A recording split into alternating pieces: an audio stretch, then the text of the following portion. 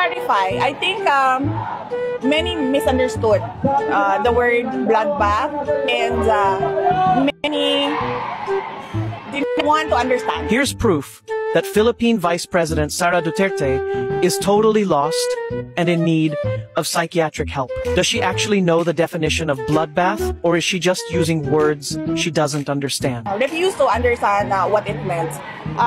We have always said that the impeachment is a political persecution. It is the administration going after me after I resigned from the cabinet.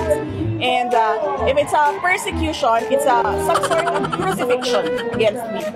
Diba? And so when there's a crucifixion, there's blood. So it's a bloodbath, my bloodbath. So I'm just sad that many people refuse to understand the context wherein I give